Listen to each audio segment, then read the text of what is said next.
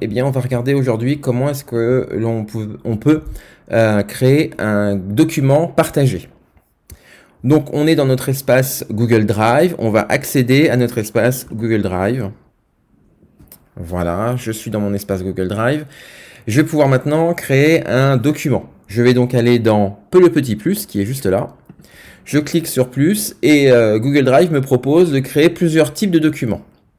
Le premier étant un Google Doc. Le Google Doc, c'est l'équivalent d'un format Word.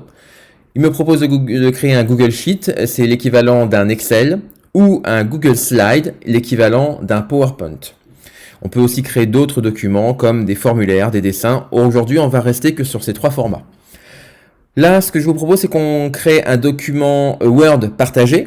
Donc, on va aller cliquer sur Document. Et là, vous avez vu, on retrouve la physionomie d'un format Word. Donc là, moi, ce que je veux, c'est pouvoir le partager. Donc, je vais aller cliquer ici sur le partager. Une fois qu'il est partagé, je vais pouvoir donner le nom de mon document. Donc, c'est mon document test. Je l'enregistre. Et ensuite, il me propose de pouvoir le partager avec des utilisateurs. Et là, c'est là où on va modifier l'accessibilité du partage. Je vais aller dans Avancer. Et dans Avancer, j'ai le lien du document, mais vous voyez, ce document, il est juste privé, uniquement pour moi. Et c'est ça que je vais aller modifier.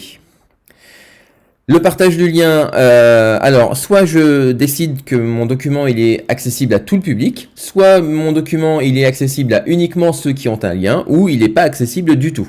Donc moi, je vais le rendre accessible via un lien. Et l'accessibilité via un lien ne veut pas dire que les apprenants vont pouvoir écrire, modifier dessus. Là, voyez-vous, mon accessibilité, elle concerne uniquement la lecture. C'est-à-dire que les apprenants pourront lire mon document, mais ne pourront pas le modifier. C'est pas ce que je souhaite. Donc là, je clique dessus. Soit je prends l'option modification, et alors là, les apprenants pourront lire, bien évidemment, supprimer, commenter, ajouter des choses sur le document initial. Soit ils peuvent uniquement commenter, donc dans l'option commentaire, c'est-à-dire qu'à chaque fois qu'il y a quelque chose d'écrit, ils vont pouvoir ajouter un commentaire sur les marges. Ou alors lecture, ils pourront uniquement lire le document. Moi, ce qui m'intéresse, c'est de pouvoir modifier ce document. Je clique sur modification et j'ai plus qu'à enregistrer. Là, les paramètres de partage ont changé. L'accessibilité, elle est en écriture et pour toute personne disposant du lien.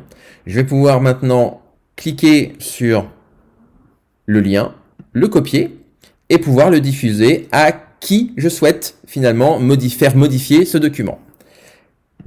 Voilà.